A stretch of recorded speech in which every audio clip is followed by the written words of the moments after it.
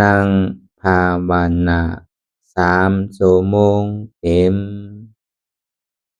ก่อนนี้นางปฏิบัติกุกรรมในเขาพร้อมกันไว้สาเยตนา3 เจ้าก่อนพุทธังที่พุทธาเจ้านั้นผู้เจมี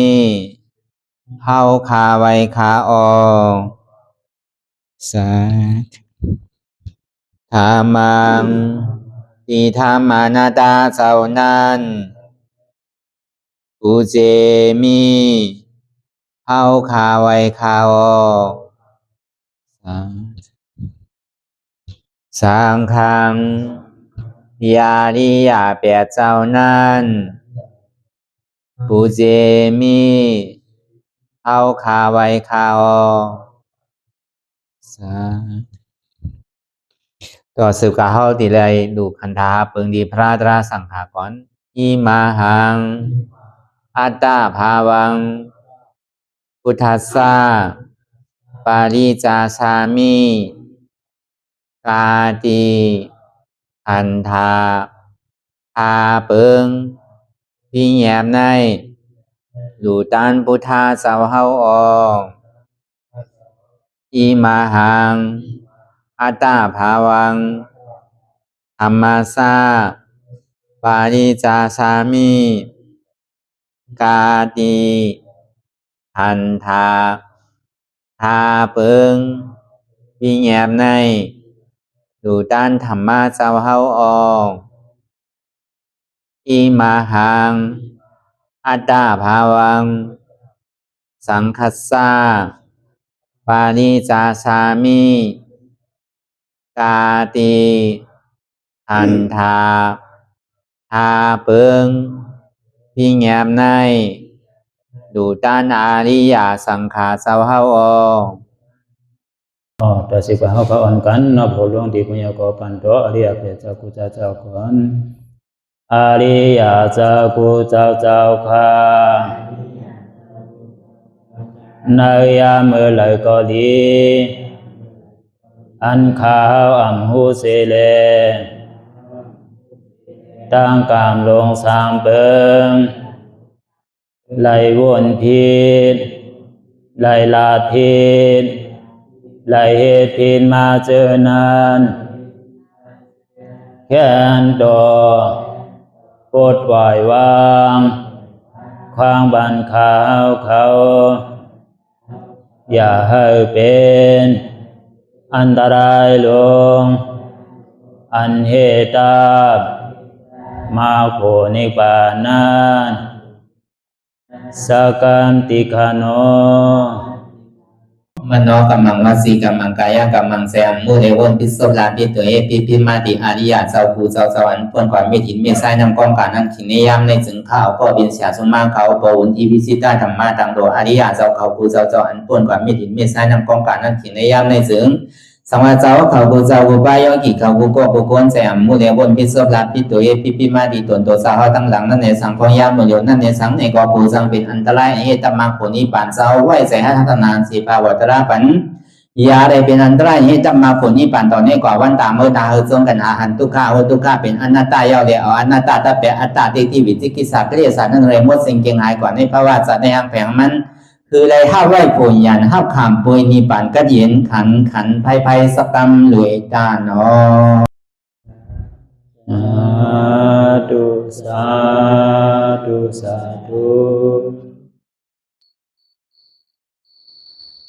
อ่อนดังสุดในก็คือเขาหนักขาไก่ขุด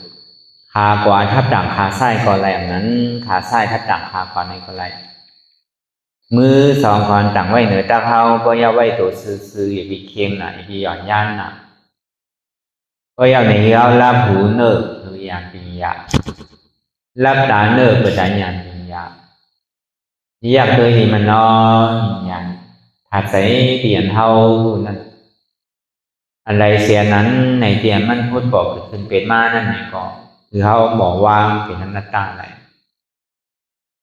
อ่อนดาวไปหันเจ็บไปหันตุ้มข้าไปของแสงแรงใส่เหนืออนัตตาเนี่ยก็เคยดีร่มเคยใส่เขาอ่อนตังเคยใส่เขายาวๆเคยใส่ยาวๆเคยใส่เขาลึกเคยใส่ลึก เขาเกิดออกตายเขาเปลี่ยนออกรูปปองเกิดแล้วตายนั้นแต่ว่าเขาตัวหลอกบอกหลายๆที่เขามีอย่างทั้งหันคือใจอย่างทั้งวนคือใจหันสะพอที่มันนำมูเบิ่งแล้วตั้งแต่ที่ออกต่อไปทิ้งไหนมีอะไรพอละไหนที่ว่าเป็นของเขามีเขาอันวันนั้นป้นปีป้นเดินป้นวันมาต่อทางท้องยามเหลียวใครเท่าก็เท่าใครเป็นก็เป็นใครตายก็ที่ได้ตายมีลองตั้งทมยากันเนี่ยก็หัวตั้งตีไรมีลองตั้งขาดยานกันจังหวะในส่วนเขาเกิดมาเป็นก้นหนึ่งสัตว์เนี่ยแม่ก็อย่างที่เขาซุ้มคือเขาทรายนีเก่าอย่างที่ขึ้นเอานีใหม่หรือเขาบอกตีได้อารังหนึ่งเขาบอกตีได้นำเม็ดนั่นเนี่ยก็ตีได้คัดพวกคัดใจของห้างไผ่ห้างมันก็เหมือนหนังกึ่งกันเขาเลยสุดต้องอธิษฐานไว้ก็เขาเหตุการณ์ดีกุศลที่ได้เนี่ยก็เลยคือได้ป่วนตู้ข้าเลยถึงสุขานี่ปั่นก็อย่างนี้กำคาเนี่ยแต่ว่าสุดต้องอันเท่าสุดต้องอันนั้นไรว่ามันเป็นเส้นตั้งมันเนี่ยอันที่เขาเลยมาจ้างคือกับนั้นลองตั้งสุดต้องอันเขาใครมักกะลาโผตรามันนั่นในป่องว่า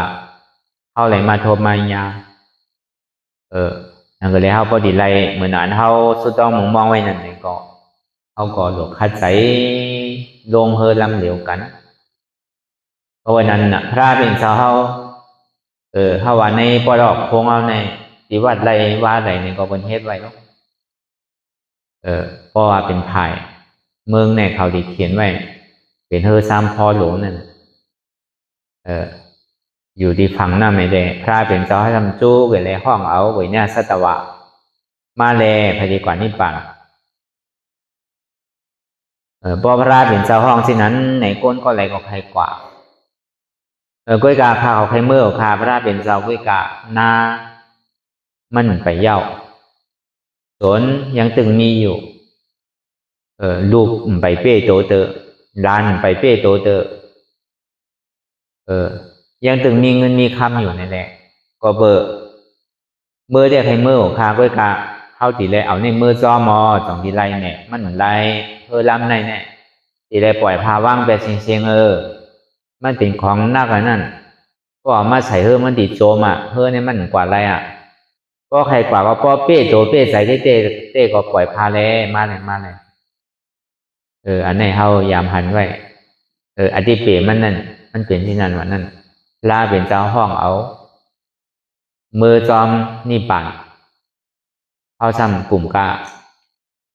อธิเปมันเป็นหือไหนตีป่องมันเป็นหือไหนก็เพื่อเฮาใจติดใจซับใจแป้นก็เพื่อว่าการเฮาในหมอเย่านี่ปอกที่เรียกว่าตั้งแต่เฮากำมาต่อถึงท้องย่ำมันเหลียวในไปเย่าอาการน่ะต่อในถึงตายก็มันไปเย่าอาการพอการเฮิรนนั่นมันมีเมื่อเย่าสิบอกว่าการรอกด้านลงเนี่ยก็วันนั้นพอเดียวนั่นเป็นเปิงหลวงมันไหนแต่ก่อนมันตีนักนั่นน่ะมันต่างเพิ่มได้มันดีโจมก็วันนั้นพ่อเป้โตเป้ใส่เด้ในก็เข้าหลมมาปล่อยพาว่างมีเข้าก็เป็นอะไรนั่นเขาก็หนึ่งสืบกว่ามันจังว่าอะไรน่ะก็วันนั้นเข้าซ้ำถางว่าป้อมมีเข้าในเป็นไรเนี่ยอันนี้ตั้งถางเข้าไว้นั่นเขาก็ห้อมมีเด้ในก็เป็นไรนั่นเขาตอนหนังสัตว์ว่าจังโมจังเซ็งในยังเป็นไรน่ะอันนี้เขาเป็นโกนตั้งก้อนเนี่ยเขาพอมีหูมีตามีหัวหลังมีโซบมีตัวอย่างนั้นบางก้อนเนี่ยเห็นดีเห็นลายพอโซบเอาลงก็ในเมืองนอกวันวาเต้เนี่ยก็เพราะอาศักดิ์สิบแต่เจ้านี่ก็เขาก็เห็นดีเห็นลายนั่นนี่ก็เขาก็จะได้เหตุการณ์ซ้อมเห็นดีซ้อม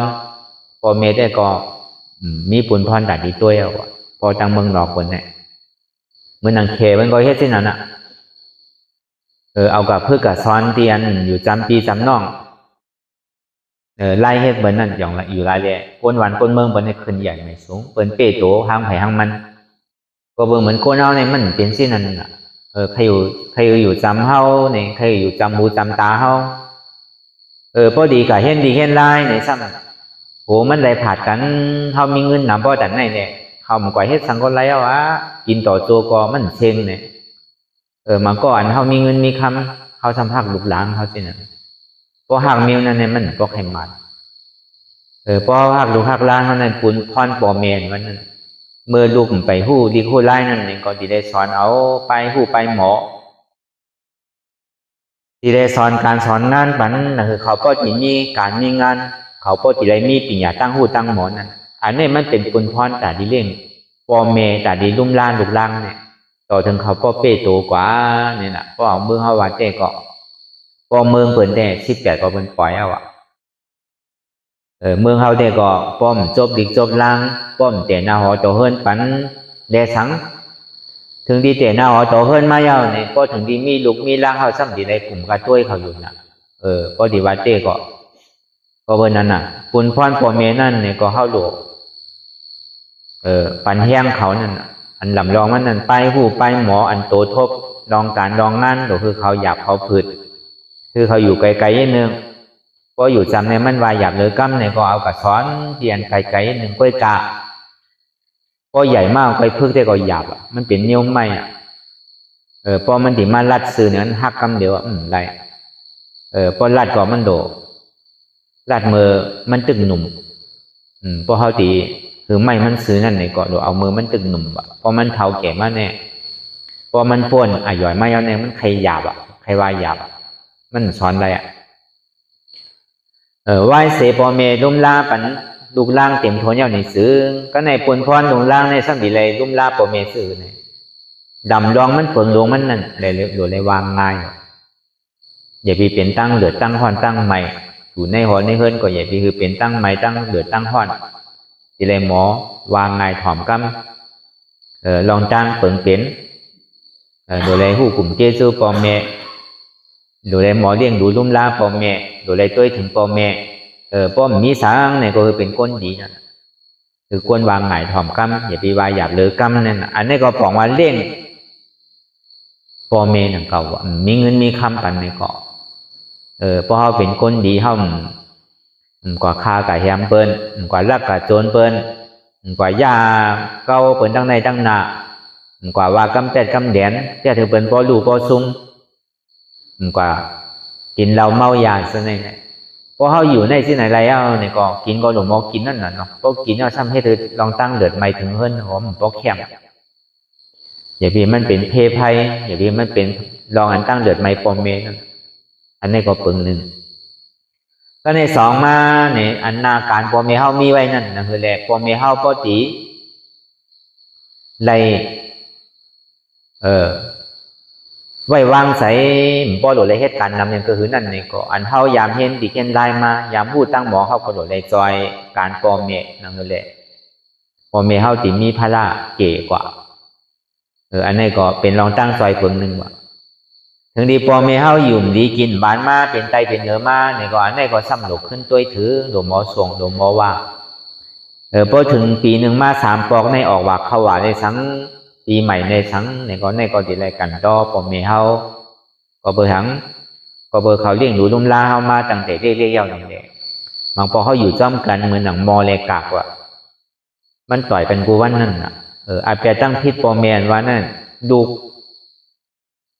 ปอเมเนี่ยมันใครพิษสื่อก็เย้าว่ะคุณพ่อนดูไอ้ติหาตั้งแต่ปอเมเนี่ยมันเฮ็ดไรวะก็เดี๋ยวเอาลองปอเมลูกล่างลูกปอเมเฮาเฮ็ดพิษเสด้านี่ก็ลูกล่างเนี่ยติต่างอาแปดปอเมเนี่ยมันต่างไรวะก็กับพ่อลูกล่างเฮ็ดพิษในปอเมเนี่ยสั่งไรสอนไรวะก็เพื่อเป็นลูกน่ะเนาะก็วันนั้นในกลุ่มเกซูปอเมเนี่ยมันมีมือสุดมือเสียงว่ะก็เดี๋ยวแจงเนื่องว่าในซึ่งเมื่อหนังปีญาซี่เขามือกูปอกเนี่ยก็บนยังเลี้ยงดูลุ่มลาปอเมเมื่อหนังจะต่อพระเป็นสาวเฮามือเป็นสุวรรณสยามนั่นมันก็เลี้ยงดูลุ่มลาปอเมมันถึงดีปอเมมันพอตาหวอดงูซักแหละมันก็มาเลี้ยงดูลุ่มลาอาจซักตึกมี16เลยนะภูมิปีญาซี่บ้านนั่นเนี่ยเป็นหมอเลี้ยงดูลุ่มลาปอเมดีได้ลองเฮ็ดหลีลองเฮ็ดแคมเนี่ยอันเรียนแมทพาราเฮาเต้เนี่ยมันอยู่ในเฮือนเฮาบ่ดีว่าเต้พอเฮาเฮ็ดคือเฮาปอเมเฮาเปี่ยวอกเปี่ยวใจในก็ปองว่าเฮาเลี้ยงดูลุ่มลาปอเมนั่นเก่า ก็วันนั้นไล่เลี้ยงหนูลุ่มลาปอเมนั่นเนี่ยก็ถึงขิมเมื่อเขาอยู่ดีกินบ้านเป็นใจเป็นเนื้อมาที่ไหนก็หนูหมอต้นกว่าหาโมหาสังเนี่ยโดดต้วยโดดทรงโดดสังปันต่อถึงที่อันดีแลแมดเดอเปิ้นนั่นเพราะปอเมเฮาที่เหตุการณ์ดีการทอดการแมดนั่นเฮาหลวงมอยองเฮาหลวงมอซอยหรือวะซอยไรชื่อก็ดีวะ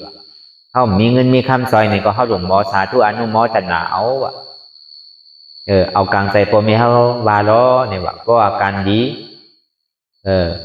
ลองตาหน้าเลยสังอันมันแคบเลยตาหน้าลองอันกำสินกำทำนั่นเงินของพ่อแม่เฮาใครกันนอนวัดนอนว่าใครมาจ้างตื้อกำตลาดในหลวปันแห้งวะ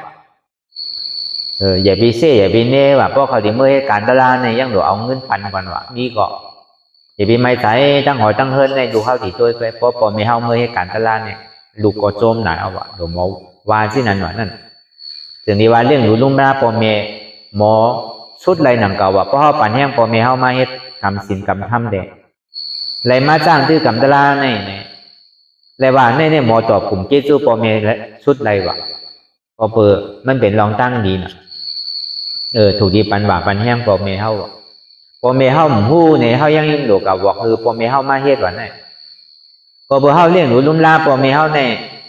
ถ้าเป็นเจ้าแตกเนื้อวันในปอก็หนึ่งอยู่เหนือว่าภายใต้เมก็หนึ่งอยู่เหนือว่าภายขวากินอยู่ที่ในขี้อยู่ที่ในเยี่ยวอยู่ที่ในต่อโจสุดปานอ่านหัวไหลปากไหลเห็นชัดมันก็ที่ได้ว่าจอบกลุ่มเกซูปอเมสุดทำสุดวะก้อยกาพอเฮาบอกปันเฮียงก่อนบ่าปันเฮียงปอเมเฮาหรือไม่ให้ขันตะลาหรือปอตีผู้ลองตั้งสะพอตะลานนั่นเนี่ยตัวเฮาเลยมาทมยาเยาเนี่ยก็เฮาเลยมาเห็นหูเยาเนี่ยก็หรือปอเมเฮาไปยามหูยามหันไปยามจ้างตื้อกำนั่นเนี่ยก็เฮาเมื่อปันบ่าปันเฮียงบอกเขาคือเขาพ่อเลยหูเลยหันนั่น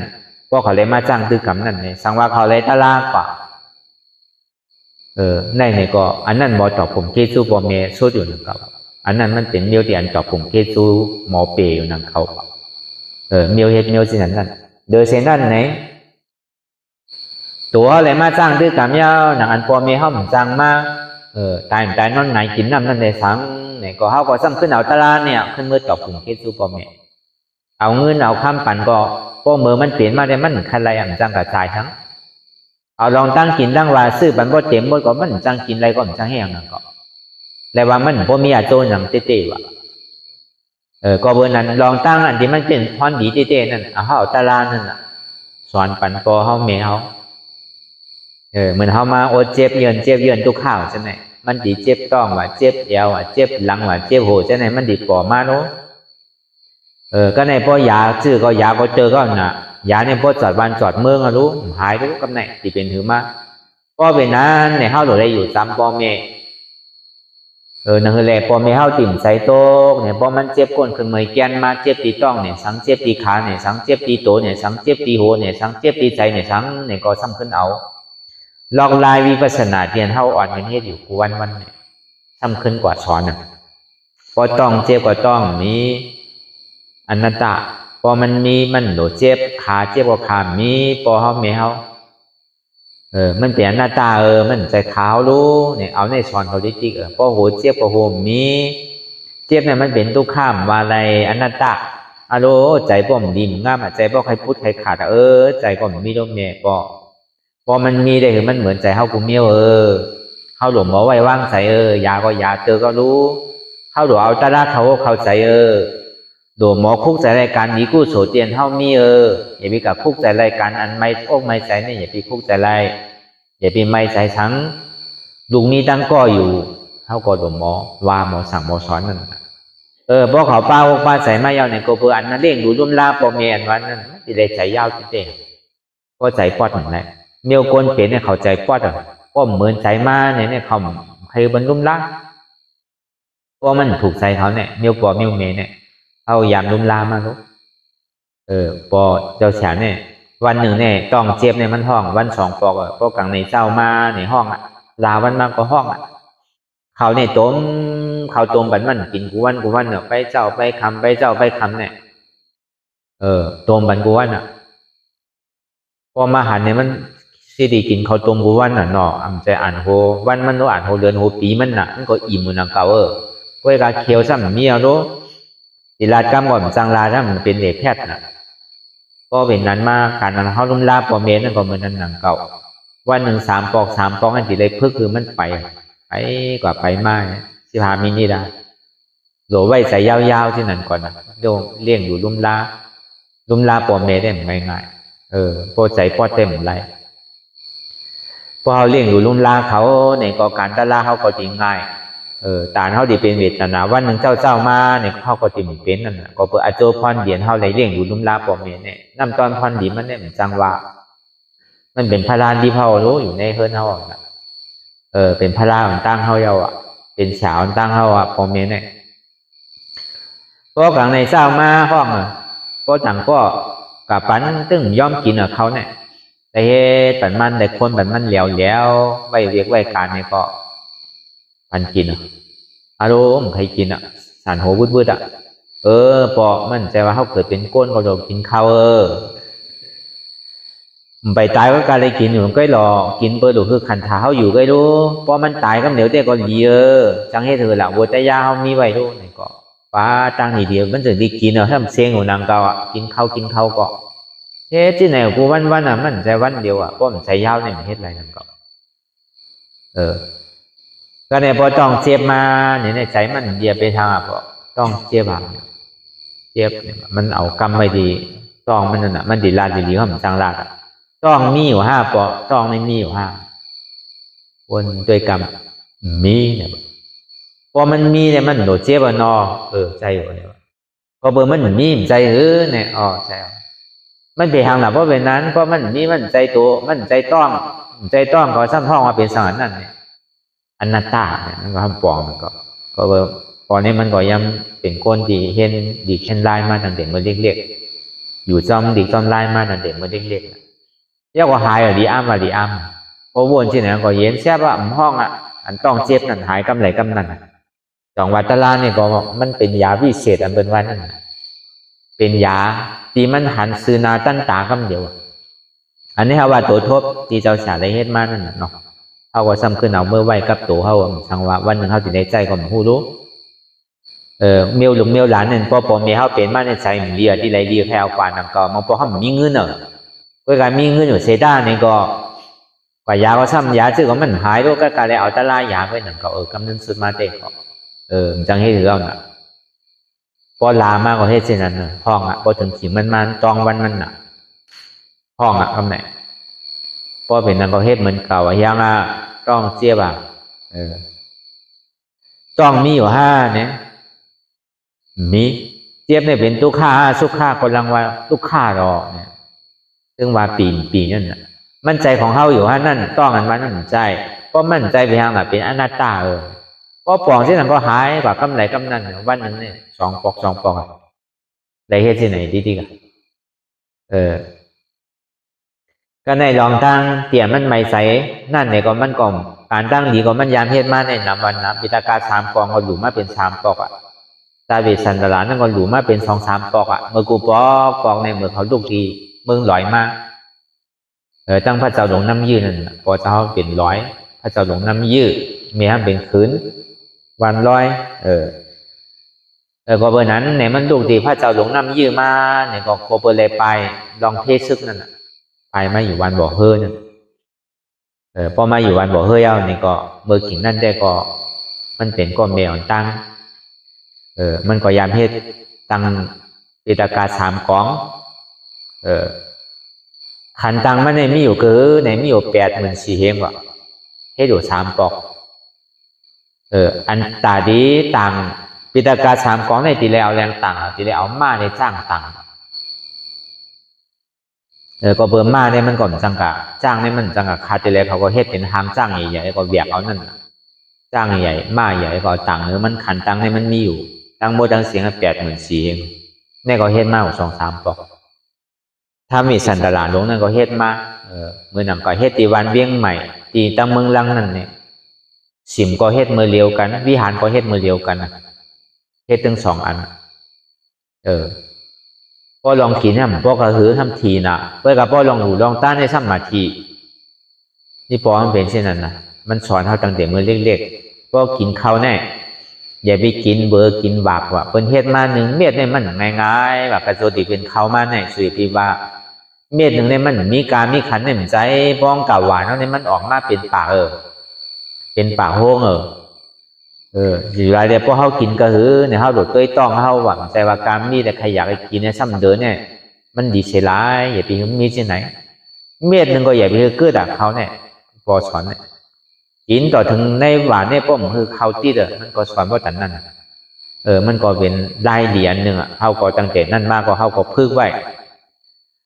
พอกินเนี่ยพอแทง2-3 ปองเนี่ยพอใครแทงพอเขากินเขาตีต้วยต้องเขาตั้งเขาดีกินในบอกข้างในเนี่ยเขาก็ตักต่อเตะเขากินไปกินต่อถึงมันพอเสียงเขาเม็ดหนึ่งก็คือติดหวานมันเป็นอาจารย์แบบนั้นนะต่อถึงเขาพอใหญ่มากแต่นาหอต่อเฮินมาต่อถึงมาเป็นมือเดียวเนี่ยมันเป็นอาจารย์ที่นั่นนะพอเขาตักเขาเนี่ยก็ตึ้งแทงขึ้นพอเขาตักเขาก็มันเป็นอาจารย์ดีมันดังมันก็ดีเปิงนึงนั่นน่ะเนาะดีบาลีนั่นน่ะมันติเลยหู้ต้องเจ้าเก่านั่นน่ะต้องเจ้าเก่ามันกินในหมอกกระหือเขากินกูวันในเขาหู้ลูกอันใดอาหารมันอาบติแมนเขาแมนเขาหู้น่ะ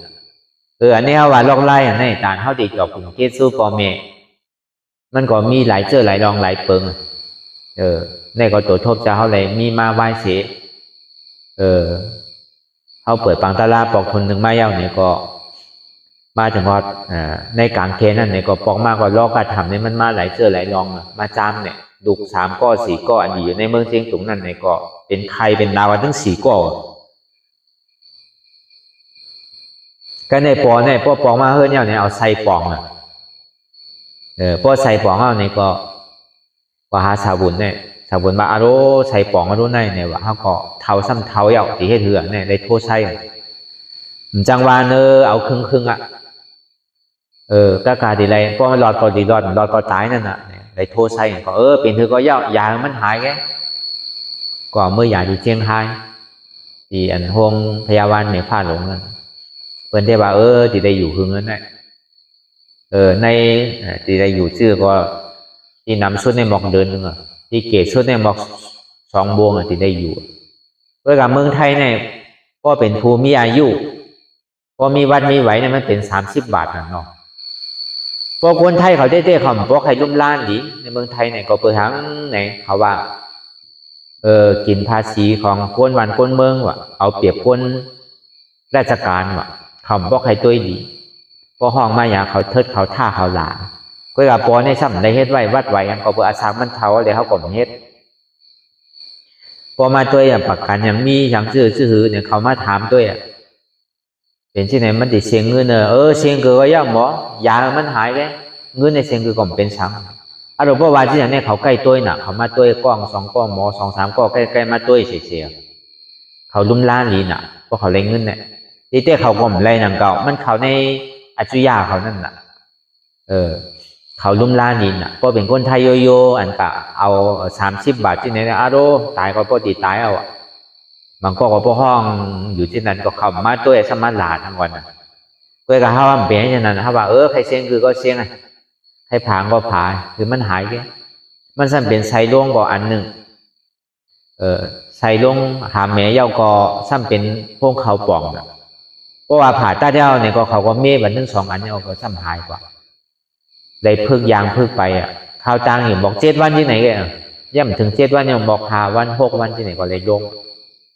ก็เลยเพื่อก็เอาตาลาสอนชอบมันจังนี้คือละอยากก็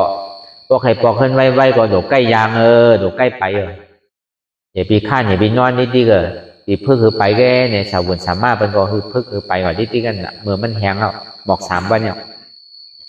พอเพื่อไปบอก3 วันเนี่ยก็เป็นมากดด้วยเนี่ยหายเอาหนามันมีอย่างปอกขึ้นไหลอันนี้ตัวโทษตีเขาเลยทบมาก็อายุพอหิม90 ปลายเมื่อมันตายได้ก็อะไรอยู่90 พาเมื่อมันเปลี่ยนเนี่ยบอกกับ91เนี่ยเลยลุ่มล่าบอก3 ปีอยู่รายแรกลุ่มล่าก้นเท้าเนี่ยก้มใส่ยาวเนี่ยเหมือนไรโดดไว้ใส่ยาวเจ๊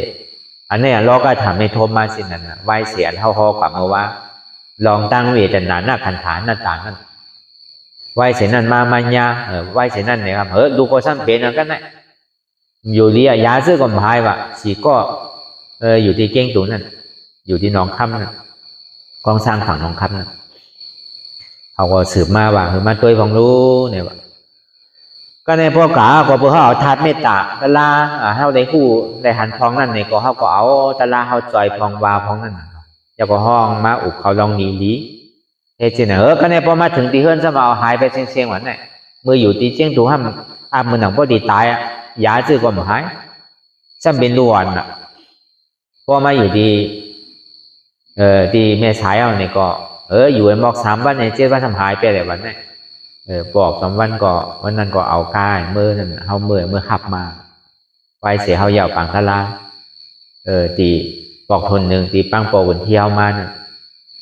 อันนี้เฮาว่าตัวทบการที่อันเด้งดูลุ่มลาปอเมนั่นดูเนี่ยมันมีปุ่นท่อนใหญ่เมื่อเขาตึงมีอยู่ในกำบวายมาเนี่ยปอเมเฮาตายกว่าเย้าแน่จังเฮ็ดซื่อกาโวสิกรรมซื่อก็เย้าก็ดูต้านซื่อในที่ถึงเฮากลมผู้ก็เบื่อเขายังตึงมีอยู่เนี่ยเขาหลวงเขาลุ่นลาเขามีเงินมีคำปันเขาเนี่ยก็เขาโดเป็นก้นดีเขาโดวางไงถ่อมกำอย่าวิวายหยาบหรือกำเขาเป้โตเป้ใส่เขาเนี่ยเงินข้ามันว่าในโปรเมเนี่ยมุงมองที่ลุกล่างพอลุกล่างก็เย็นลุกล่างได้อยู่เนี่ยก็โปรเมเนี่ยโจมชอบมาว่าอันนี้เขาว่าการเลี้ยงดูลุ่มล่าโปรเมได้เมื่อเขาตึกเป็นในสังเมื่อเขาเป็นในสังเส้นในเขาโดเลี้ยงดูลุ่มล่าเมื่อเขายังตึงมีโตนอยู่นั่นก็เลยเขาติ่มพ่อนเดิดไม้ย้อนเท่านั้นเขาหยิบไปปันตั้งไม้เขาอันนี้ก็บอกว่าเขาเลี้ยงดูลุ่มลาปอเมนก็เพราะนั้นในการสังเสก็เย่าหยามันลูกตีปอเมเข้ามากทางแบบมองปอกก็หักลุกจับเนียวมันเนี่ยก็ลูกเนี่ยพอใหญ่มากมีตั้งหูตั้งหมอร่มมีการมีงานสังร่มยามแอววันอย่างเบิ้งตั้นเบิ้ลเฮียงก็เพราะเป็นนั้นมาเนี่ยไหวมาสัมภาษณ์ขึ้นอีกตุกข่าวปอเมเนี่ยปนติดลูกปนตีปนตังไว้มาซ้ำลูกล่างเขาซ้ำหมอดีหมอไล่น่ะเหมือนเมื่อปานพุทธคำล่าเป็นเจ้าหน่ะในเขาใกล้ห้อเสียก็เบอร์ซาเทหลง2ก็เขาก็มีเงินนำน่ะก็หนึ่งมี80 ก็เตะก็มี80 ก็เตะเขามาป้องกันมีอยู่ปากตายเขาก็เลยว่าเป็นซาเทก้อนหนึ่งนะ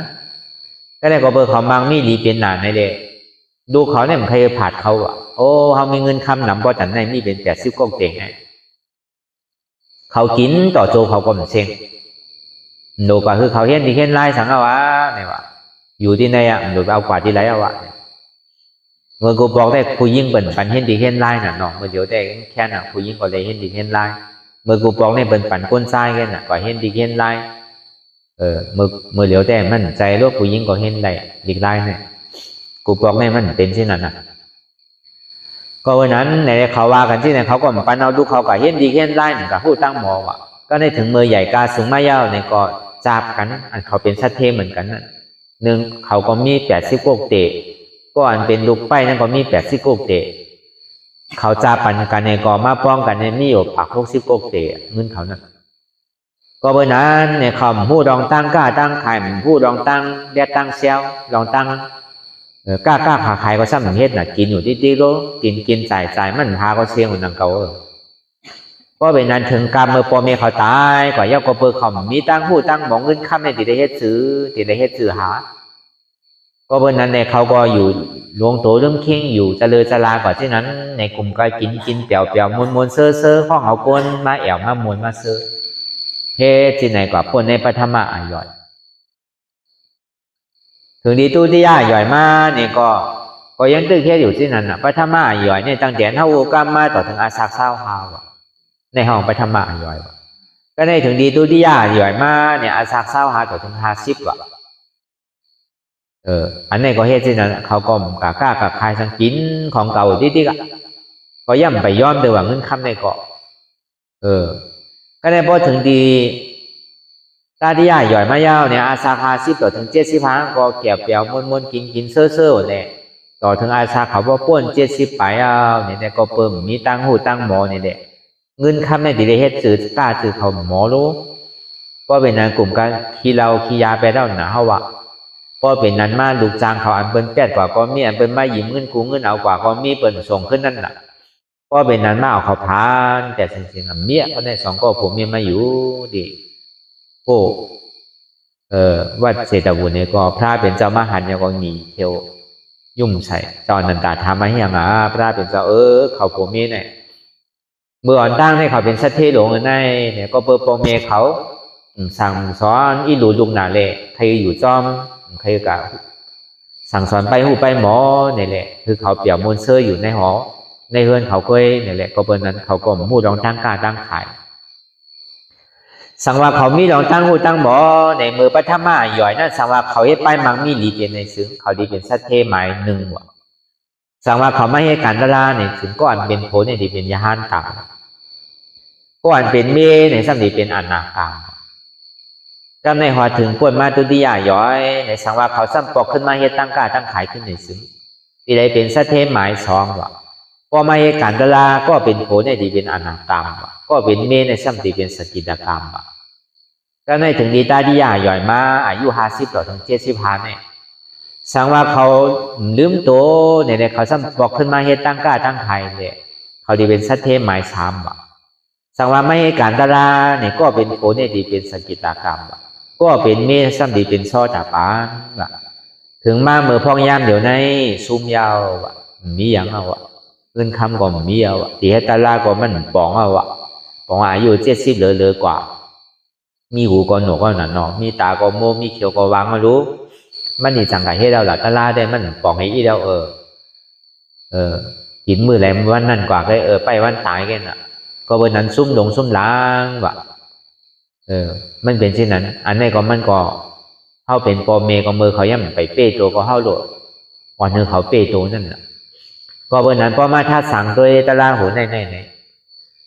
ยิงเฮาเรียกยิงอาซาเข้าหนุ่มนั่นเฮายังหลกคัดใจลองไปมังมีเดสังลองไปเฮียนไปหูไปหมอนั่นเดสังลองตั้งสร้างตื้อกับตลาดนั่นก็แค่ดีเฮ็ด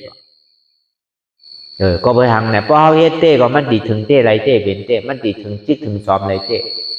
ก็วันนั้นเหมือนเฮายังตึกเรียกอยู่นั่นก็เบอร์ไอหยงไรเจอไรลองไร300,000เปิ้งนั้นมันมายากเข้าเฮาก็หือเว้ยกับพอเฮามีหลุมมีรางมามีหอมีเฮือนมีโอ้จากพวกของมันคำมาเยาว์เนี่ย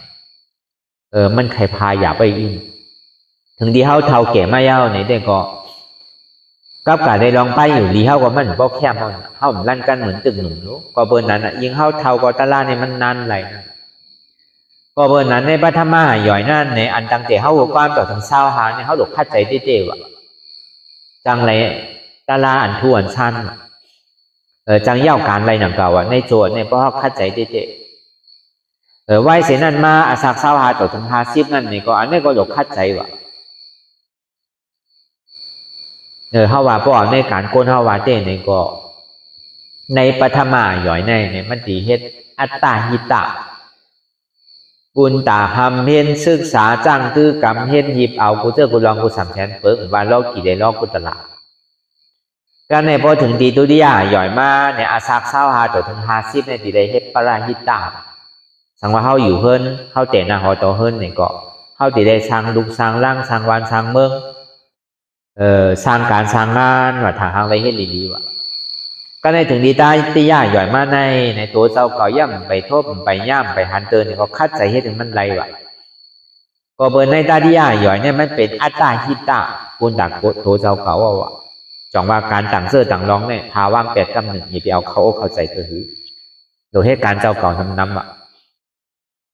ก็เบิ่นนั้นในป้อมาวนด้วยในตัวเฮานั่นในก็อะไรก็นั่นน่ะในปากปูนใน90ปูนเท่าอยู่ที่ไหนได้แล้วว่ามันใครเป็นตาติยาย่อยร้อนๆเอาใน50เหลือ50เหลือก็เป็นนั้นในการส่วนตัวเฮาในหนูไว้เป็นการใหญ่การอัตตาการปราหิตาการตั้งนำเนี่ยก็เอาไว้เป็นการเล็กต้องว่าพอมีตื้อตั้งเข้ายามันสั่งถูกในได้ก็เฮาหมุนดีพาลีว่างหรือเฮ็ดที่เขาปอกกะฮอกะเฮิรนเฮาก็เป็นไรวัน2 ปอกในเฮ็ดมันพอเมื่อไหร่มีผังตะลามาเนี่ยเต้ก็เขาก็โดเฮ็ดเต้โดจุ่นกำเนิดแหละโดต่อสู้กับมันโดมันนั่งตึกซึกมัน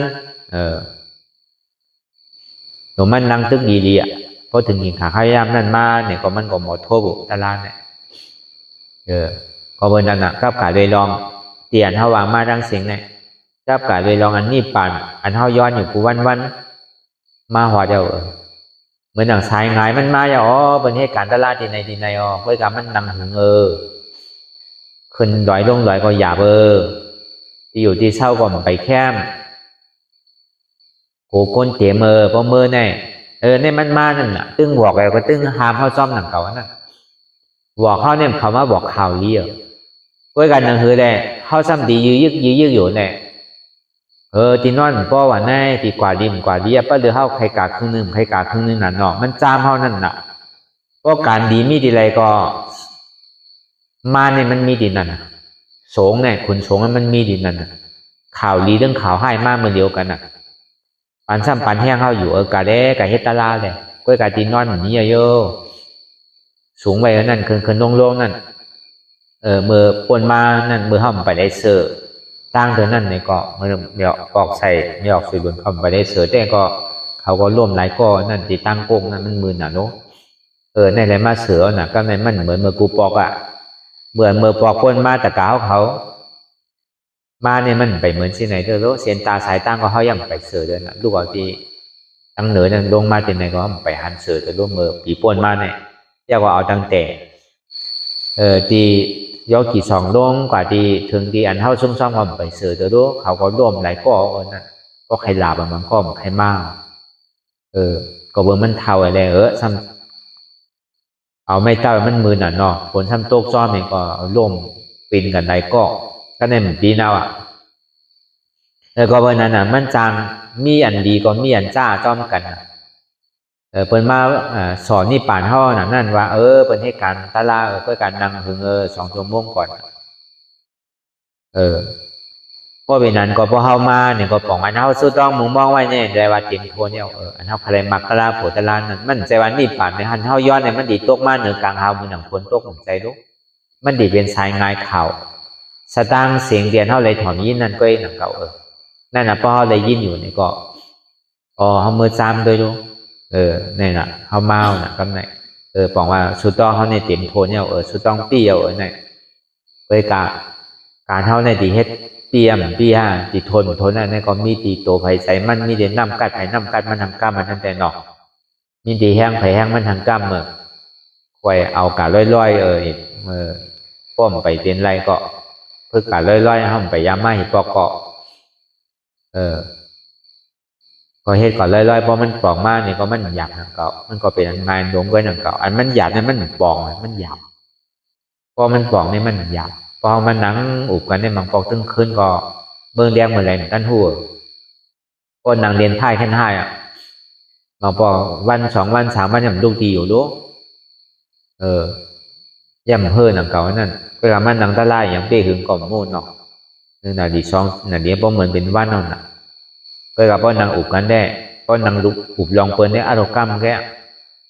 ก็กับพ่อหลงลองตัวเจ้าก่อนให้ทำใครต้วยเนี่ยทำใครต้วยลองเปิดที่กันนั่นพอลองเปิดให้ใกล้อุบนะพอลองเจ้าเขาเนี่ยมันพอใครอุบมันพอใครต้วยกันอันนี้มันเป็นธรรมดาของโก้เท่าตึ้งเป็นที่ไหนก็เบอร์นั้นในมันโดมามีนั่นน่ะอันที่มันดีนั่นที่มันเมืองไอ้หนูเอาออกนั่นน่ะน้ำเมืองเขาเขามาเอาน้ำดีออกน้ำเมืองน้ำเดิมเขานั่นเอาออกก็เบอร์เขาเมืองเดิมเขามาขึ้นอยู่มาเดี๋ยวเนี่ยเพราะเขาดีเขาแม้แต่กว่าจอมพาราโมดนี่ไผ่ขึ้นดีก็เนี่ยก็เบอร์ยังตึงเมืองเดิมหมดเนี่ยมาขึ้นข้างคำไว้อยู่น่ะก็เบอร์เนี่ยก็เบอร์นั้นในหอถึงมาตีพระเป็นสาวไว้ก้าวไก่เลยลองสัญญาหน้าขันตาอันนัตตาในก็เบอร์เขาก้าวไก่ปนมากเมื่อ3 ขึ้นปนมานั่นดูป้าขันตาอันนัตตาวิญญาณหน้าขันตาอันนัตตาเวทนาหน้าขันตาอันนัตตาสัญญาหน้าขันตาอันนัตตามาดีในสัญญาตอนสัญญาหน้าขันตาคุยกันในตอนสัญญาหน้าขันตาในเพราะว่ามันมาคำในจึงป้อมหูไล่มันก็หยาบแล้วก็พอเขากับนางเนี่ยมันก็เจ็บอยู่ที่เก่าทีเดียวหญิงเด็กหญิงเจ็บเนี่ยมันกับไม้กับเลยไว้ที่เก่าทีเดียวนั่นน่ะโดยสื่อก่อนมันหายซ้ำดีเอาไล่อันไรเนี่ยมันมีหลายไล่หนังเขาดอกอันที่หายมัน1 สามารถมันเป็นสิ่งนั้นในสื่อเอาไม่อยู่ในร่วมถอยใส่เขาเอาสติเนี่ยไม่อยู่ในร่วมถอยใส่เอาหยาดปีหยาเนี่ยกับตาจอมเตียนมันเจ็บอยู่เหมือนอย่างเฮ็ดไว้2 อันกล้วยกาป้อมหายเนี่ยก็ลืม8 กำ นึงก่อนอันเจ็บไว้เนี่ยซ้ำขึ้นมาดีรวมนั่นเขาเกิดออกตายเกิดตายว่ามไรเนาะอนัตตาอ่ำใครเข้าก็เข้าอ่ำใครออกก็ออกอ่ำใครป้องก็ป้องอ่ำใครแวบก็แวบว่าไรเนาะอนัตตาให้ใช่ไหมพอมันใครหายเนี่ยก็มันติดจู้มาเป็นอันใหญ่อันหนึ่งอันเดียวมันตัวง่ายกล้วยกามันไปหายเจอในซื้อที่ไรเฮ็ดซื้อที่ไรวนถาดลมอันมันเจ็บมันแดงมันแสบกว่าในอันมันเจ็บมันแดงกว่าในเป็นถาดลม อันมันเสียบมันไหมมันห้อนในเป็นธาตุไฟอ๋อในเป็นธาตุลมธาตุไฟก็รู้ใจเก่ารู้อนัตตาวนๆที่ไหนมันบอกก็หายกว่าก็ในพอตัวที่ไหนเนี่ยมันไปหายในสัมเดชถือตัวต่อถึงพอสุดว่ะมันใครเรียกเกินเรียกว่าตัวต่อถึงพอสุดว่ะพอมันสุดของมันหายแล้วคำเดียวเคยการบางปอมันซ้ำกับกลางหลังเก่าตัวในก็ทำเป็นอันตรายนะครับเพราะมันสุดเต้ก็มันสังกัดที่กับห้องกับคำหลังเก่าก็ประสังในตัวทบเจ้าในทบเมาน่ะเมื่อผ่านเวทนาผ่านเจ็บมายาวในปอกขึ้นมาเฮินไหวเสียปิดปังตลาปอกกำทนหนึ่งเย้าเนี่ยก็ปอกขึ้นมาเฮินเนี่ยก็เขาก็ไม่ให้การตลาหมันเพราะมันนั่ง2 ชั่วโมงเนี่ยมันขลาทั้งอ่ะเพราะมันถึงมันก็เย็นไว้ที่นั่นที่อ่ะมันมีเจ็บมีก้นมีขึ้นเพราะเขาบ้วนเบียนหน้าตาเนี่ยก็เปียวมวนเซ่ออยู่ที่นั่นอ่ะแต่ในพอเป็นนั้นมาเนี่ยก็ซ้ำขึ้นมาโตขึ้นนะครับแม่นางธรรมลาวอ่ะนางคัดเทศนางมหาบาลินเพิ่งนางมหาบาลิน2 ชั่วโมงเพิ่งคือไม่พออะไร3 ชั่วโมงก็ในพอมันกัดนาวยาวเนี่ยมันกัดต่ออยู่ที่เก่านั่นน่ะก็ตัวกับเหมือนกูบอกมันเหมือนหนังมีหมักกอกไว้ใหญ่มองหมักกอกก็ตัวเขายิงเด็กกว่าต่อถึงป้องอีตอนนี้นึงได้ก็ในพอเป็นนั้นมาเนี่ยก็สั่นกว่าตั้งตัวมันแบบไพ่ซอดก็กับพอตัวก็ในพอมันหายกับเด็กครับในอันมันเป็นกวนเป็นหวยนั่นพอมันหายกว่ายาวเนี่ยครับซ้ำหันสั่งมีอย่างพอมันเป็นนั้นมาในร่วมถอยใจอสั่งใครร้อยกว่าใครย่อมกว่าใครร้อยกว่าใครย่อมกว่าเป็นเช่นนั้นแบบเฮ็ดที่ไหนที่ในข้าวตั้งใน6 เดือนเดี๋ยวมันขำติดไว้ที่ไหนก็ได้ถามบาวุนว่าอันนั้นมันเป็นอุเบกขานั่นมันโดดเฮ็ดสื่อก็มันโดดด้วยเจี๊ยบมันโดดด้วยเจี๊ยบที่แกอันนั้นมันกับเขาเป็นอุเบกขามันเป็นจาตุธาสารเพราะมันเขาที่นั่นกว่าเอาเนี่ยใจเนี่ยก่อยว่ายหายกว่าโหเนี่ยมันเนี้ยวอ่ะเวลาใจเนี่ยก่อยเรียกอะไรหายกว่าอันนั้นมันไรมันดีกว่าเมืองช้างเลยอันนั้นมันดีกว่าเป็นช้างเลยตัวเจ็บขึ้นคือมันมีเจ็บเนี่ยพอเป็นนั้นมากก็เฮ็ดที่นั่นเนี่ยก็มาตัวปอกขึ้นแหละมันก็ยากมันก็เพื่อเขายากมันหายเอาน่ะอันเป็นความเป็นเวทเนี่ยมันมีโดมันซ้ำดียากเนี่ยเพราะตัวมาตัวก็จำมันเนี่ยกว่าหาเดี๋ยวมันก็มีมันก็หายกว่าเป็นคำเป็นดีตัวหนักกว่าหัวอันนี้ก็ติดอยู่ในข้าวตั้ง6 เดือนกระโจติปองเนี่ยก็เป็น6 เดือนบนก็เนี่ยพอเป็นนั้นมากก็ปอกขึ้นมาเขามันก็ยากตัวมันปวดเนาะครับเนี่ยใครมันดูมันสั่ง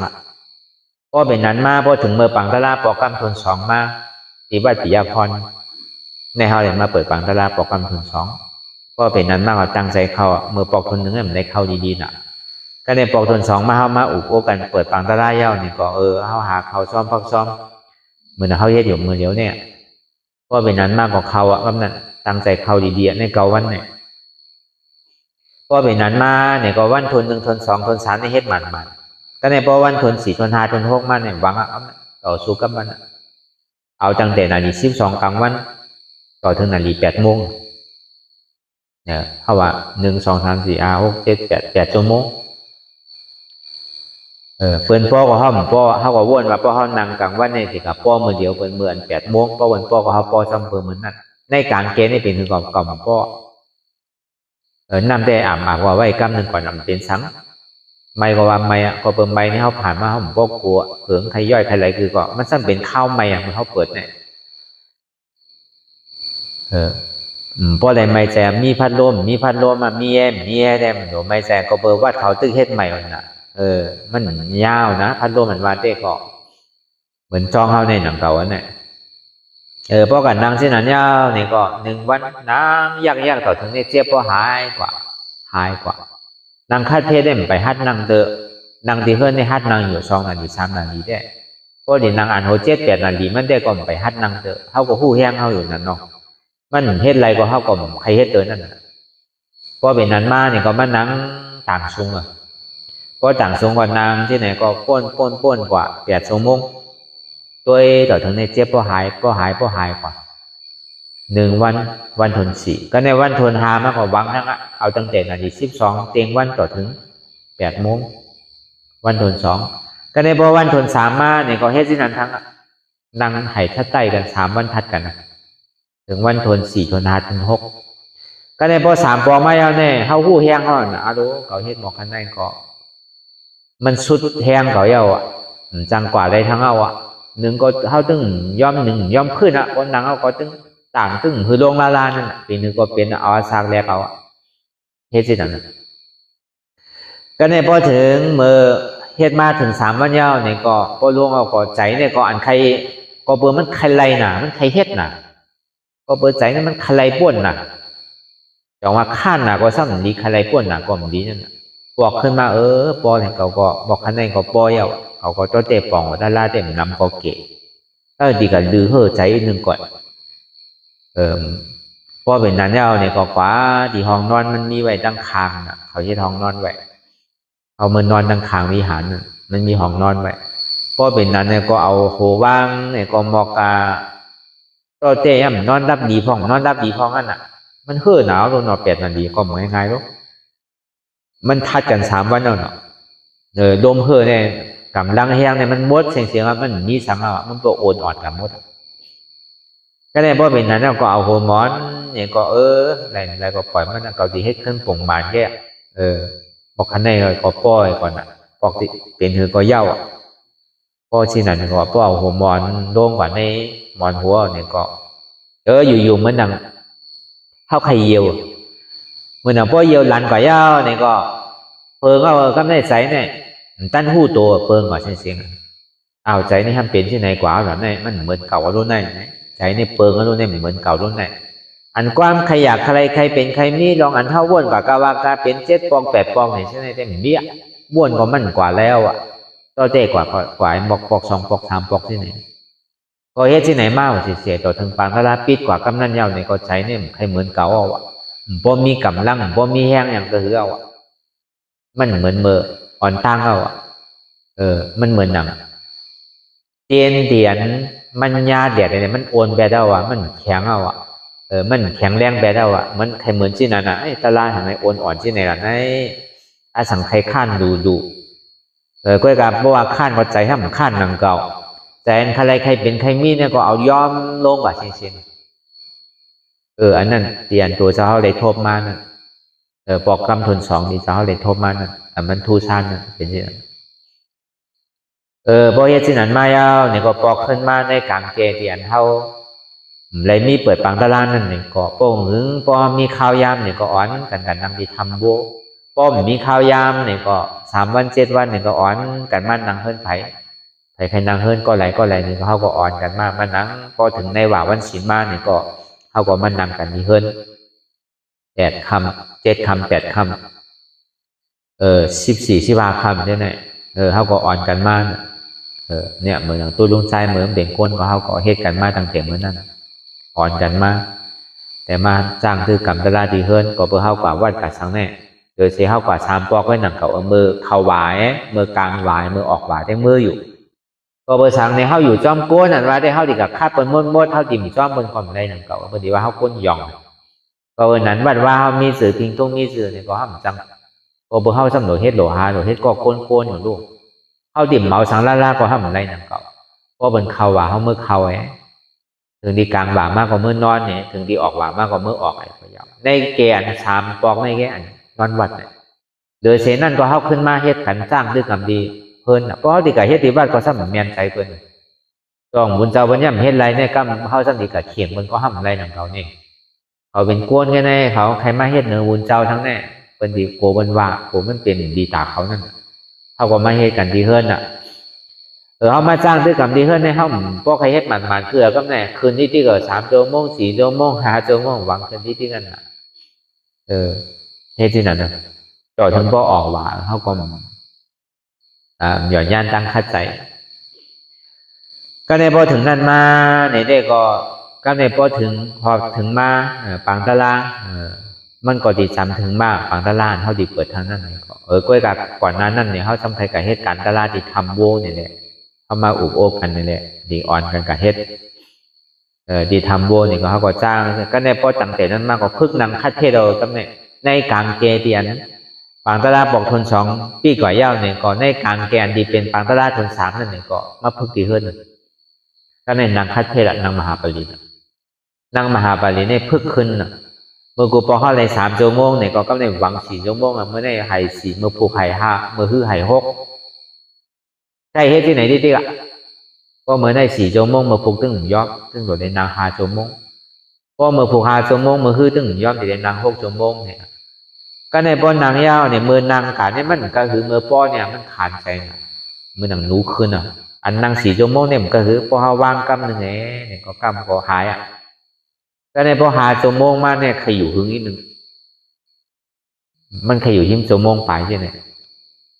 ก็ในป้อนนางถึง6 ชั่วโมงมาเนี่ยมันใจน่ะยางอมแล้วพอรายการก็ไม่พอรายการจังให้เชื่อรายการอยากตลาดสื่อก็หายกำเนิดชุดมันนอนแต่ไหนเอาถึงที่หายมีเขาจะอารูการตลาดเนี่ยพอเฮ็ดตันในตันหรือก็ใครเฮ็ดพอรายการเนี่ยมันใจเหนียวมันใครไรตลาดพอตันนั่นตันเลยเนี่ยหันเฮ็ดตลาดเนี่ยพอเฮ็ดก็เฮ็ดเต้ๆเป็นคนเมียวสินะพอมันเฮ็ดก็เฮ็ดพอเฮ็ดก็เฮ็ดถึงมันพอถึงตีถึงตังมันพอเจ็บถึงตีถึงตังมันดีหักปล่อยมันหักไปด้วยมันดีขาดปล่อยมันขาดด้วยว่ามันดีเสียงปล่อยมันเสียงมันดีลอกปล่อยมันลอกด้วยว่าตัวเนี่ยมันดีบอกกระเหือเฮ็ดตันนั่นทำใกล้ๆเฮ็ดโดดที่กันเนี่ยพอเฮ็ดเวียนเนี่ย2-3 วันเนี่ยก็ซ้ำจ้างทั้ง2-3 วันเนี่ยจ้างทั้งเฮ็ดที่ไหนที่ก็ยังตึงเจ็บอยู่ก็ในบ่เป็นนั้นมาเนี่ยอ่อนกันกว่าเฮ็ดเอานี่ก็อันนี้มือฝึกมาเฮาไปสืบพ่อกว่าทางน้องก็มันมีอันห่อเนาะอันนี้เฮาว่าตัวทบกับกายเลยลองสัญญาที่ตัวเจ้าเลยทบมาในมันขำมาอยู่ใน6 เหลือนเพื่อไว้เสนั้นมายากไอ้ก็ตัวสัญญาตัวนั้นหายไปเพราะตัวสัญญาตัวนั้นหายไปแล้วนี่ก็เฮาก็นั่งเครื่องสืบ8 ชั่วโมง3 บรรทัดกันพอถึง8 ชั่วโมง3 บรรทัดกันยาวนี่ก็เปิงแต่มันเหมือนหือเหมือนหนังเฮาว่ามาเมื่อวานนั่นใจเดียนมันกว่าวนลองเปินมันพอใจเดียนมันมีอยู่มันเหมือนหนังม้าตัวหนึ่งมันหันขี้เมื่อกูปองผมพูดได้มันกินขี้อยู่ที่ก็เปินมันพูดซักขี้กล้วยกะเมื่อว่านั่นมันกินเนี่ยมันตึงเลี้ยวมันเลี้ยของมันไงมันเลี้ยเปินเนี่ยก็ในถึงมาวันเมื่อในเนี่ยที่มาตกในสัญญาณขันธะหน้าตานั่นเนี่ยกินก็มันกินเลี้ยก็มันเลี้ยมันตึงโนมลมเลี้ยก็มันมีมันมีลมหนมไงอันนี้เฮาว่าลองตั้งที่มันเปลี่ยนปอกขึ้นเปลี่ยนมาลองอันเท่าไรทบไรยามมาเพราะว่ามันผ่านสัญญาตัวนั้นแล้วเนี่ยก็มันก็หายไปละสัญญาตัวนั้นพอมันหายไปในโจเรียกม่วนกำเดียวกันหู้ตัวมันเป็นกว่าเมื่อไรก็หู้ใจเนี่ยมันไว้เดือเสียอันตีมือป้วนมากเมื่อวานเนี่ยมันย่ำบ่ไว้เพื่อกับมือได้ตั้นหู้ตัวถามว่ามันดีทบย่ามืออันเท่านังให้มันแต่สมัยย่ามือนอนอันนี้ก็หลีอ้ำตัวแต่ว่างเนี่ยก็ใครไรก็ใครไรหย่อนย่านก็หย่อนย่านตีเฮ็ดกว่าปุ่งมานแก่แต่ว่าพวกก่อมแรกก็ดีปอกถ้ามีหนังเก่าใช้ที่นั้นเป็นเฮ็ดวัน4 ปอกก็ดีขึ้นเฮ็ดขึ้น4 ปอกวันไหน2 ชั่วโมงก็ดีเฮ็ดหมันก่อนเฮ็ดก็เฮ็ดมาพอ8 ชั่วโมงเนี่ยไปเฮ็ดที่ไหนก็ดีช่อมาอยู่คือมันเปลี่ยนเส้นตั้งสายกลางกั้มก่อนได้พอวางใส่เลยบอกขนาดยากว่ามันใครเป็นเนี่ยมันเกิดแปดเท่านั้นมันใครป้วนเท่านั้นที่ว่าข้านป้นก็ซ้ำใจบางครั้งเหมือนเขาแจ็บตัดสินใจที่นั่นเนี่ยก็มันตั้นขวามือเลยตั้นหัวดีอ้ำนั่นเนี่ยเปลี่ยนสิ่งนั้นมาอันนี้เขาว่าตัวโทษตีเจ้าสาวอะไรเฮ็ดอะไรจ้างด้วยกันตารางมาเหมือนเขายังตึกเป็นก้นเฮิร์นอยู่เนี่ยพอดีว่าตั้นไหนได้มันตั้นเจ้าสาวแค่การแค่นำมันมาเป็นก้นเนี่ยการเขาแค่นำเราไม่ตะกาเขากันอันใดเราซ้ำเป็นเฮาน่ะพอเฮาเมเฮาเลยสังอันคนอยู่ในหอในเฮือนเฮาอย่างก็ซ้ำเป็นดีตัวน่ะอย่างก็การในเย้าที่เฮาหมดไปลูก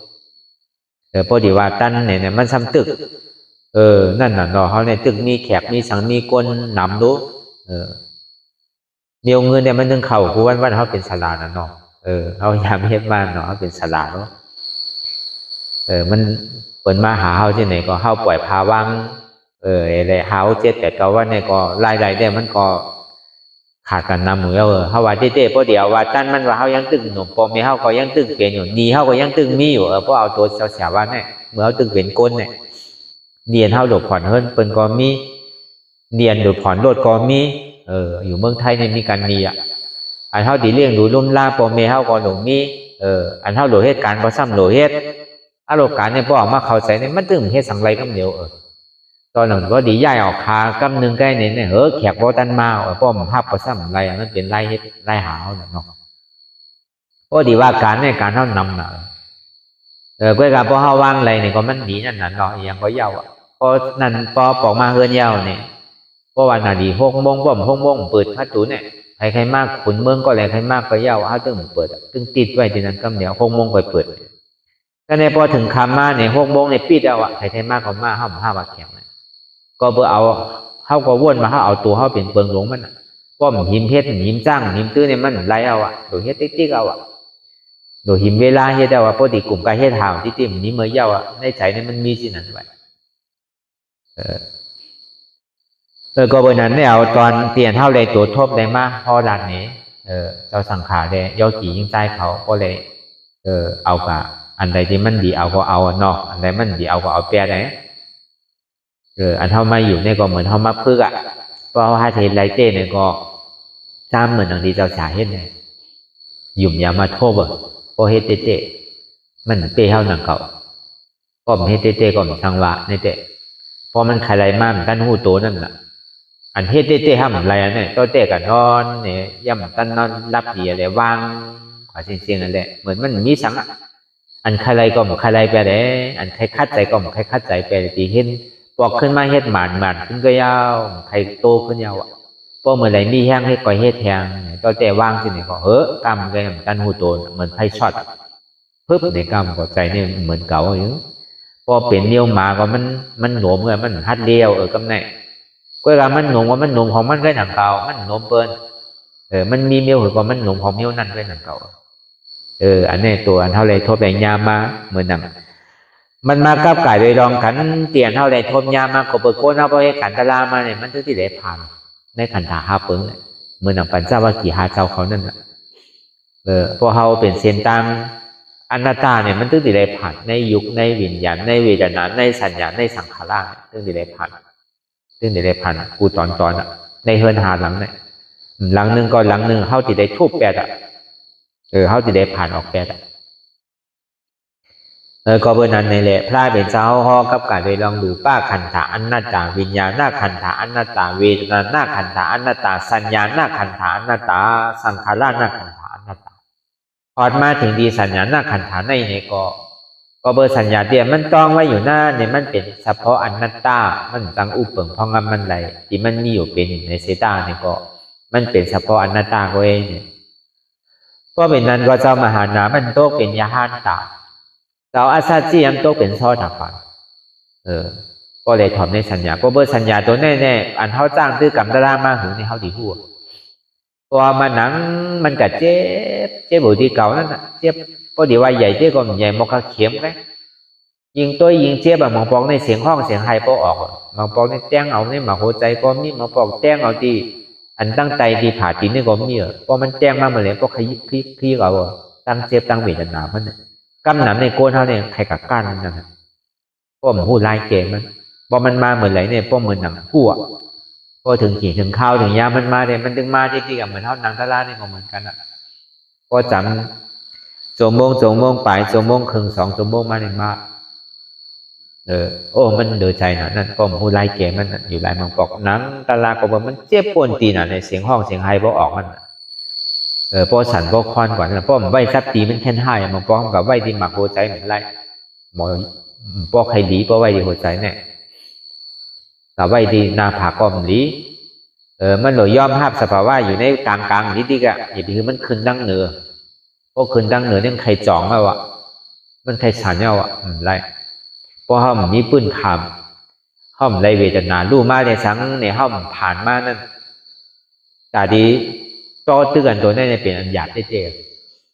บางปอกก็การนั่นอันเป็นว่าพอห้องผ่านมาในเฮตลาทำผิดปกติกว่าเช่นไหนเนี่ยมันหมอเปลี่ยนมาเช่นนั้นก็เปิ่มผู้ไล่แกมันบางข้อในจีอ่านโอ10 ปีหาย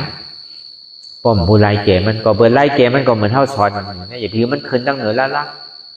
ก็เบอร์นั้นดังคือได้ติ่มคือขึ้นตั้งเหนือนั่นดังคือได้เจ็บมันดีอยู่ตั้งใจนั่นน่ะอันนี้เขาโดดเฮ็ดไล่นั่งคือสูงอันน่ะเดี๋ยวไปโกเจ็บตั้งใจเพราะมันขึ้นตั้งเหนือได้เพราะแคบกำเพราะหัวใจเขาลูกอ่ะในสังกำเขาใครสั่นหัวสั่นก้อนก็เป็นผีเข้าไปแล้วกำอยู่มันก้อนในพวกกับสั่นอยู่ข้างก้อยมีก็เบอร์สั่งเขาขึ้นตั้งเหนือมันหมักผงลุ่มนั่นก็เบอร์ตั้งใจมันนักก่อนรวมมันมีตั้งเหนือขึ้นตั้งเหนือที่กับเวทนาก็เบอร์เจ็บตั้งใจมันปอลูกพอเขาเอาเจ็บตั้งใจปอเนี่ยมันขึ้นได้ตั้งเหนือเนี่ยมันมาเจ็บตั้งใจเนี่ยมันสั่งถูกไหนเอาวะพระเป็นเจ้าเขาสอนเนี่ยตัวอย่างพระเป็นเจ้าเขาก็พอเฮ็ดเหนียวอะนั่งทีไรก็นั่งโยมนี้พระเป็นเจ้าเนี่ย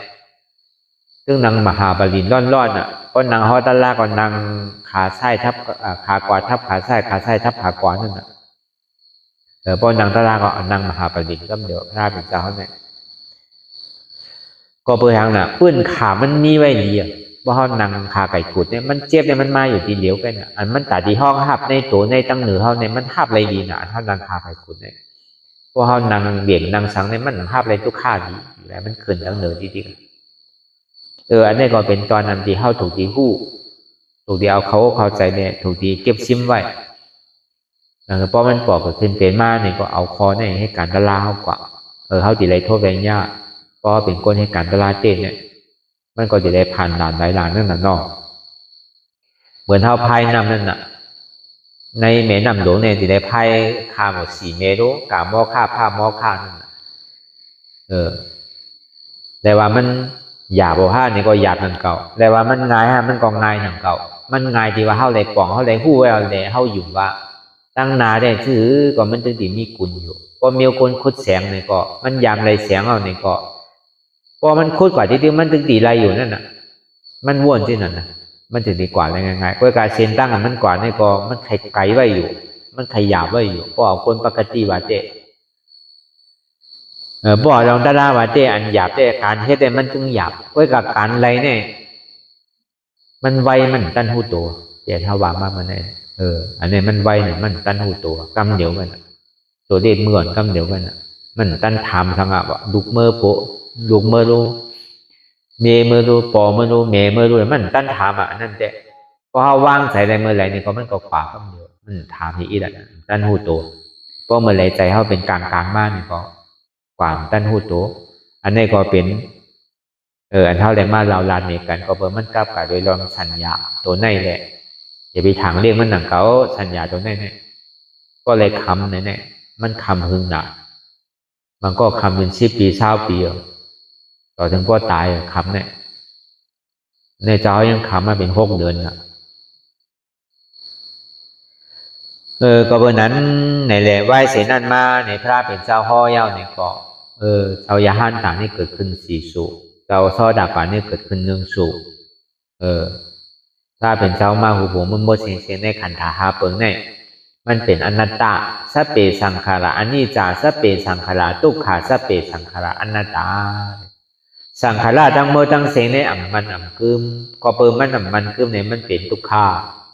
ก็เปิงว่ามันเป็นทุกขาอุปมพ่องลำเหนือมันอะไรเนี่ยแต่ที่ห้องมันเป็นอนัตตาสัพพอรูปขันธาอนัตตาตัวในก็ใจเก่าอนัตตาวิญญาณขันธาอนัตตาใช้ในก็ใจเก่าอนัตตา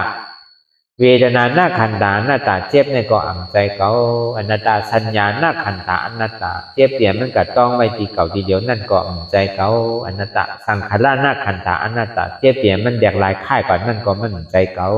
อนัตตาโอ้โหที่ไหนเหมือนเขามาจ้างตื้อกรรมเหมือนเดียวในก็ทำมีในก็เขาปอหันทำใจในก็เขาปอหู้ทำมีหันทุกข้าทำใจหัวทุกข้าเป็นอนัตตาทำมีหันเจ็บทำใจหัวเจ็บในเป็นอนัตตาทำมีหันว่างใจโหเก่าใจคาเก่าใจมือเก่าใจโตเก่าใจเก่าใจเจ็บเก่าทำใจในก็คือปอหู้ว่ามันเป็นอนัตตาในก็เขาวนยาวข้าย้ำอย่าไปว่าไพ่อย่าไปว่าเทิงป้นเตียนเฮาหันเฮาว่นเตียนเฮาว่นเฮาหันนั่นพอเพียงเพียงกันว่นต่อถึงเจ็บนั่นพอสุดว่นต่อถึงตุข่านั่นพอสุดตาต่อถึงอัตตานั่นพอโตพุทธขาดกว่าอะไรที่มันพูดก่อเกิดขึ้นเป็นมานั่นนี่ก็เฮาพอหมอว่นวางแทบตัดเป็นอนัตตาสัพพอไหน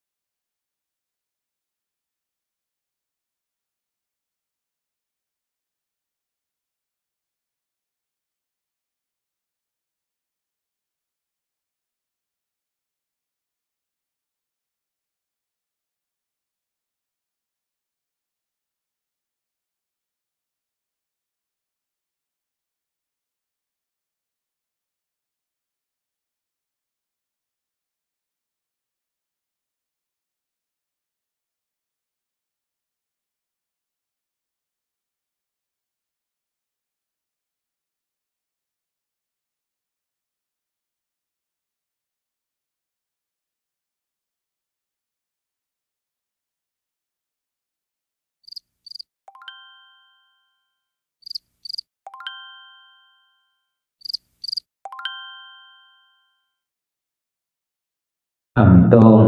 งหนึ่งค่ายลายพื้นเปิดตามึนตา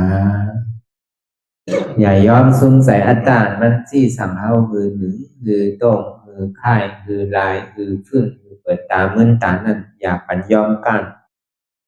ไว้ใจให้ทานเสียสืบการปฏิบัติธรรมสมาธิที่หันสังหันเจ็บแกนโต้งตอดเนตรสานสันไว้คมไต่ไม่กัดอ่อนแข็งสู้ตุนจับยายเป็นอยากเป็นดูสภาวะยุคทาสีเปิงสนั่นมาดังเจ็บแกนโต้งตอดเนตรสานสันไว้คมไต่เนี่ยที่เขาวนวางว่าเป็นทานลมใจเก่าอนัตตาอันไม่อยู่กัดอยู่อุ่นอยู่หนาวนั่นคือเขาวนวางว่าเป็นธาตุไฟใจเก่าอนัตตาอันมันนักอยู่แข็งอยู่โอนอยู่อ่อนอย่างนั้นเนี่ยเป็นธาตุดินใจเก่าอนัตตาอันมันซึมอยู่จับอยู่ยายอยู่เป็นอยู่รู้อยู่นั่นเนี่ยเกิดอยู่รับอยู่นั่นเนี่ยเป็นธาตุน้ำใจเก่าอนัตตาพอเอาสภาวะธาตุดินน้ำลมไพ่ในเกดีกว่าพอเอาสืบข่าวตังมันอยากมันผึดตกลงตกอุ่งไว้แล้วก็เอาเส้นธาตุดินน้ำลมไพ่ในเกดีกว่าเพราะว่ามันกว่าไรลงง่ายๆเย้านี่ก็เขาก็สำคัญภาวะธาตุดินน้ำลมไพ่เนี่ยสืบวนเป็นอนัตตากว่าหนึ่งมาอย่าไปโกเนี่ยเทียบมาคือก็เอาหุ่มโซมภาพตอนว่างเป็นอนัตตาสองมาเนี่ยอย่าไปก้านเตอข้าวยำไปถึงเตออย่าไปก้านสามมาอย่าไปข้านวนปันทิกหันเยาวนเยาหันเยาวนเยาหันเจ็บวนเจ็บเป็นอนัตตาแต่ถ้าวนอนัตตาเนี่ยก็จะได้หันเจ็บหันทุกขะหันแล้วหันเจ็บหันทุกขะนั่นเนี่ยก็จะได้วนเป็นอนัตตาอันนี้ก็อย่าไปข้านวนอย่าไปลืมเนี่ยคือเขาตื่นตัวอยู่เสียผู้สังหลักอันนั้นอยู่มือเดียวเนี่ยมันใจการไพ่เนี่ยมันเป็นการเฮาคือเขาตื่นอยู่กับปัจจุบันพองยามเดี๋ยวเนี่ยคือเขาตื่นหาปัจจุบันที่มันเป็นอยู่มีอยู่เมื่อเดียวเนี่ยอย่าไปกะวนตั้งหลังตั้งนาวติ๊กเนี่ยคืออยู่จอมปัจจุบันที่มันเป็นอยู่มีอยู่เนี่ยวนเป็นอนัตตาจริงๆเนี่ยก็คือเขาไว้ใจให้ทัศนานเสสืบข้าวตั้งกว่าตั้งนาแทงวนต่อถึงเจ็บปอสุดวนต่อถึงทุกขานั้นปอสุดอะไรที่มันพูดบอกเกิดขึ้นเป็นมานั่นเนี่ยก็คือเขาวนวางเป็นอนัตตาทำใจตัวเก่ามาดีตัวเป็นอนัตตามาดีใส่ในก็อ่ำใจเก่าอนัตตามาดีเจ็บในก็เจ็บในก็อ่ำใจเก่าอนัตตาวนลองเปินก็อ่ำมีเปินอนัตตาวนลองเขาก็อ่ำมีเขาอนัตตาวนลองเฮาในก็อ่ำมีเฮาอนัตตานี่ชื่อไหนก็ได้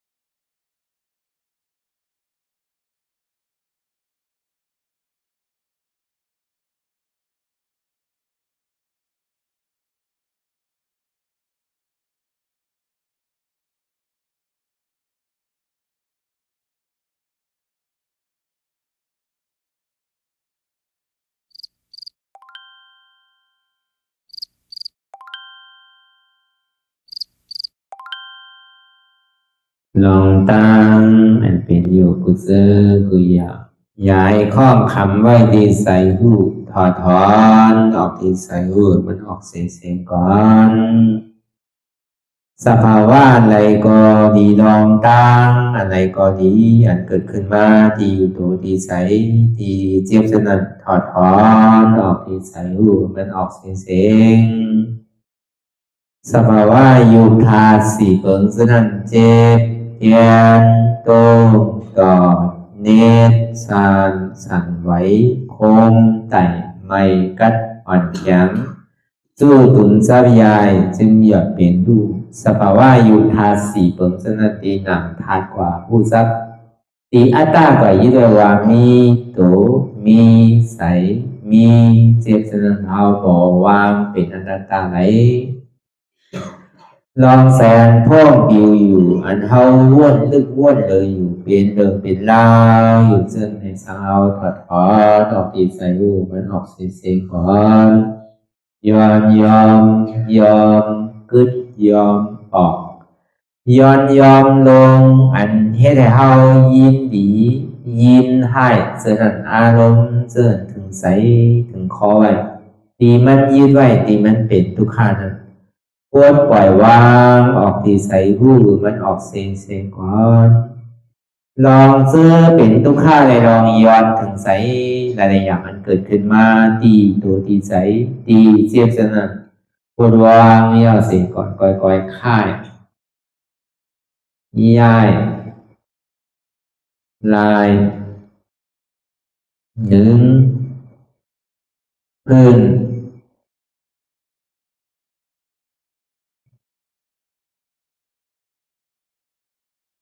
พอยาวๆไหนก่อยเปิดตาลืมตาลอยได้เป็นการปฏิบัติธรรมโคหายอดธรรมอันเกิดขึ้นที่โตที่ใสที่เจ็บอันนั้นโคนหาเหตุหาเงากระจองทุกข้างนั้นต่อสืบการในเฮาที่ได้ส่งเมตตาถึงวิเนยสัตวะตั้งบนตั้งสิ่งก่อนทิดาเมปุญญังอาสวะคายังนิบานังวาหอตุมาปุญญาภากังสเปสัตตาสัมมาลาภันตุอีตังเมปุญญังอันเฮาคาไลมาตือกรรมปฏิบัติวิปัสสนาภาวนาหาอันยอดธรรมอนัตตาในอาสวะคายังเป็นอันถาสัพตัดแต่นาสวะสีเบิงเสียวแลนิพพานังตีนิพพานันขอตุให้ถึงเสกัมติคามาปุญญาภากังพรดีอันคามานังวิปัสสนาภาวนาทรงยืดปันสเปสัตตานังเทวปเมสลาญาติกาดึนเคเจอคือใดก็แลจากว่าสัตวาทั้งสิ่งต่างดวงงานสมาลาพันตุอะไรพรดีนำกันตั้งเฮาคา กามสิ่งสกามติคาโนสาธุสาธุสาธุ ต่อสิกว่าเฮาพระอ่อนกันเนาะพระหลวงที่ปุญญาก็ปันโตอริยเพศเจ้ากูเจ้าก่อนอริยเจ้ากูเจ้าค่ะในยามเมื่อไหร่ก็ดีอันข้าวอ่ำหูเสเลตั้งกามลงสามเปิงไหลวนพิษไหลลาพิษไหลเหตุพิษมาเจอนั้นแค้นดอปวดไหววางความบันขาวเขาอย่าให้เป็นอันตรายลงอันเหตามาโผนิปานันสกันติคาโนมโนกัมมังวสีกัมมังกายกัมมังแสงมูเอวนพิศลาปิตัวเอปิพิมาติอาริยะเจ้าภูเจ้าสวรรค์พ้นก่อนเมถินเมษายนำกองการนั่งขินในยามในถึงข้าวก็บินเสียสุมาเขาปวุนทีพิสิตาธรรมะตังโดอาริยะเจ้าเขาภูเจ้าสวรรค์พ้นก่อนเมถินเมษายนำกองการนั่งขินในยามในถึงสังวาเจ้าเขาภูเจ้าภูปายกิเขาภูโกภูโกนแสงมูเอวนพิศลาปิตัวเอปิพิมาติตนตัวสาวตั้งหลังนั่นในสังพยามโยนั่นในสังในกอภูสังเป็นอันตรายเหตุตมังผลนิปานเจ้าไหวใส่ให้ทัศนานสีภาวตระปันยาได้เป็นอันตรายให้จำมาผลนี้ป่านต่อนี้กว่าวันตามเมื่อตาเฮจงกันหาหันทุกข้าทุกข้าเป็นอนัตตาเยาเดียวอนัตตาตาเปะอัตตาที่วิจิกิสาเกลียสารนั่นเลยมดสิ่งเก่งหายกว่าในภาวะสัตว์ในอังแผงมันคือไรห้าไหวผลยันห้าขามปุยนิป่านก็เย็นขันภัยสกรรมรวยตาเนาะสาธุสาธุ